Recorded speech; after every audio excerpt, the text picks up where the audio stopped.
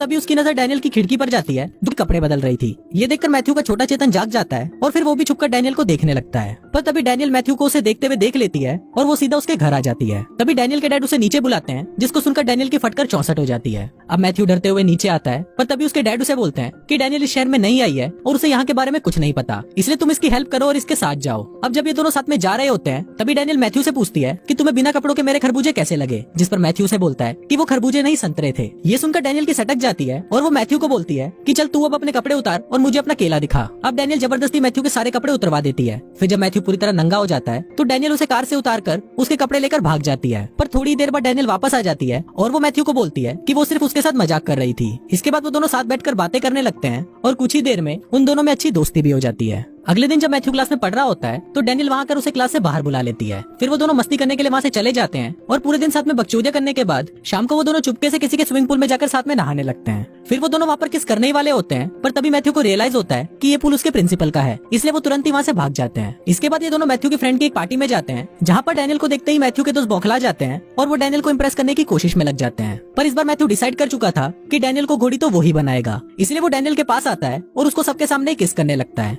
अब डैनियल को किस करने के बाद मैथ्यू को ऐसा फील हो रहा था कि अब जॉनी सिंस का बाप तो वो ही है। पर तभी उसका एक चोमू दोस्त उसके पास आता है और उसे बोलता है कि भाई तू जिसे मियां कुमारी समझ रहा है वो तो मियां खलीफा है और लोग उसकी वीडियोस देखकर अपनी टंकी खाली करते हैं। अभी सुनकर मैथ्यू का दिल टूट जाता है और वो निराश होकर वहाँ से जाने लगता है। पर तभी उसका दोस्त उसे बोलता है कि अगर ये घपाघप स्टार है तो क्या हुआ, तुझे तो इस चीज का फायदा उठाना चाहिए और तू जो चाहे उसके साथ कर सकता है। अभी सुनकर मैथ्यू सीधा डैनियल के पास जाता है जो उसकी माँ के साथ बैठकर उसकी बचपन की फोटोज देख रही थी। वहाँ मैथ्यू डैनियल को बोलता है कि आओ मैं तुम्हें तारों के शहर ले चलता हूँ, और फिर वो दोनों साथ में एक होटल में जाते हैं जहाँ मैथ्यू डैनियल को घोड़ी बनने के लिए बोलता है। अब डैनियल भी समझ गई थी कि मैथ्यू उसे क्या चाहता है, जिस पर डैनियल उसे बोलती है कि तुम मुझे गलत समझ रहे हो, मैंने घोड़ी बनने का काम तो कब का छोड़ दिया है। डैनियल बताती है कि पहले मैं किसी के लिए भी घोड़ी बन जाया करती थी, पर अब मैं वैसा कुछ नहीं करती, और ये बोलकर वो डैनियल से नाराज होकर वहाँ से चली जाती है। अगले दिन मैथ्यू डैनियल से माफी मांगने उसके घर जाता है, जहाँ पर उसे एक और आदमी मिलता है जिसका नाम कैली था। मैथ्यू कैली से पूछता है कि तुम डैनियल को कैसे जानते हो, जिस पर कैली उसे बताता है कि मैं डैनियल का प्रोड्यूसर हूँ और साथ ही मैं इसका एक्स भी हूँ। अगले दिन मैथ्यू जब कॉलेज जा रहा होता है तो वो वहाँ पर देखता है कि कैली लड़कियों के साथ फ्लर्ट कर रहा है।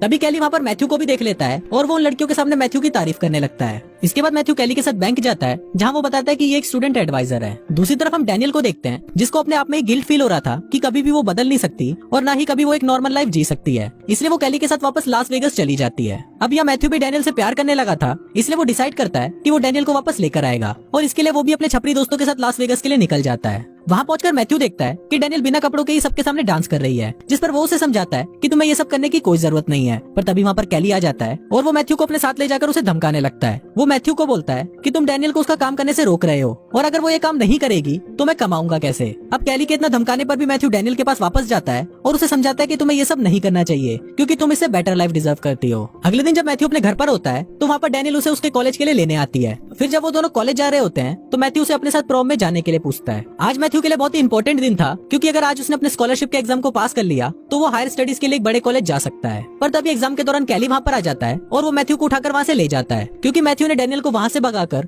उसके $30,000 का नुकसान करवा दिया था। इसके बाद कैली उसे कुत्तों की तरह मारता है और अपनी पूरी भड़ास निकालने के बाद वो मैथ्यू को ड्रग्स देकर किसी ह्यूगो नाम के आदमी के घर पर उसकी ट्रॉफी चोरी करने के लिए बोलता है। फिर जब मैथ्यू वहाँ पर चोरी करने जाता है तभी कैली पुलिस को फोन कर देता है, जिस वजह से पुलिस उसे पकड़ने आ जाती है। पर तभी वहाँ पर मैथ्यू के दोस्त आ जाते हैं और उसे बचाकर अपने साथ ले जाते हैं। इसके बाद मैथ्यू डैनियल के साथ कॉलेज में स्कॉलरशिप की स्पीच देने जाता है, जहाँ पर मैथ्यू को वो ड्रग्स का नशा चढ़ने लगता है और वो स्पीच की जगह सबके सामने उल्टी सीधी बातें बोलने लगता है, जिस वजह से उसे वो स्कॉलरशिप नहीं मिलती। इसके बाद जब मैथ्यू बैंक जाता है तब उसे पता चलता है कि उसने जो कंबोडियन स्टूडेंट के लिए $25,000 का फंड रेज किया था वो कैली वहाँ से स्टूडेंट एडवाइजर बन के ले गया है। ये सुनते ही मैथ्यू शॉक्ड हो जाता है और वो ये बातें अपने दोस्तों डैनियल को बताता है, जिसके बाद वो सभी मिलकर कैली को सबक सिखाने का प्लान बनाते हैं। फिर मैथ्यू और डैनियल दोनों ह्यूगो के पास जाते हैं, जो कि कैली की तरह ही एक प्रोड्यूसर था। वहाँ मैथ्यू ह्यूगो को सारी बातें बताता है और उसकी ट्रॉफी भी उसे वापस कर देता है। फिर वो ह्यूगो को बोलता है कि अगर आप हमें $25,000 दोगे तो हम आपको दुनिया का सबसे बढ़िया घपाघप वाला वीडियो बनाकर देंगे। ये सुनकर ह्यूगो भी खुश हो जाता है और वो उनको पैसे देने के लिए राजी हो जाता है। अब सब लोग मिलकर वीडियो बनाने में लग जाते हैं, जहाँ डैनियल भी अपने कुछ दोस्तों को बुलाती है जो कि उसी की तरह घपाघप स्टार थी। इसके बाद ये लोग साथ में प्रॉम में जाते हैं, जहाँ पर सभी लोग सिर्फ उन्हें ही देख रहे होते हैं। तभी वहाँ पर मैथ्यू के कुछ क्लासमेट्स आते हैं और उसको बोलते हैं कि ये लड़कियां तो घपाघप स्टार हैं, जिस पर मैथ्यू उनसे पूछता है कि क्या तुम इनके साथ काम करना चाहोगे। अभी सुनकर वो लोग बहुत खुश हो जाते हैं और वो मैथ्यू को हाँ बोल देते हैं। अब ये सभी लोग मिलकर उसी रात वीडियो शूट कर लेते हैं और अगले दिन जब मैथ्यू अपने घर आ रहा होता है तभी उसके पास उसके दोस्त का कॉल आता है और वो उसे बताता है कि हमारी वीडियो को किसी ने चोरी कर लिया है और चोरी करने वाला और कोई नहीं बल्कि कैली होता है। कैली मैथ्यू को धमकी देता है कि इस वीडियो की कमाई का आधा हिस्सा तो मुझे दोगे, नहीं तो मैं इस टेप को तुम्हारे प्रिंसिपल और तुम्हारे पेरेंट्स को दिखा दूंगा। पर मैथ्यू उसे मना कर देता है, जिस पर वो उस टेप को सबको दिखा देता है। पर जब वो वीडियो स्टार्ट होता है तो हम देखते हैं कि वो सिर्फ घपाघप की एजुकेशन वाला वीडियो होता है, जिसको देखकर सभी लोग मैथ्यू की बहुत तारीफ करते हैं। अब ये टेप ऑफिशियली रिलीज कर दिया जाता है और देखते ही देखते ये टेप मार्केट में बेस्ट सेलर बन जाती है। अब मैथ्यू के पास बहुत सारे पैसे आ गए थे, जिससे वो अपनी यूनिवर्सिटी की फीस भी भर देता है और वो उस कंबोडियन स्टूडेंट को भी स्कॉलरशिप दे देता है। मैथ्यू बाकी बचे हुए पैसों से अपने लिए गाड़ी खरीद लेता है और वो कैली को एक एक्सपेंसिव गिफ्ट भी देता है, जिससे वो दोनों अच्छे दोस्त बन जाते हैं। लास्ट में मैथ्यू और डैनियल भी साथ में खुशी खुशी रहते हैं और कुछ इसी तरह से ये फिल्म यहीं खत्म हो जाती है।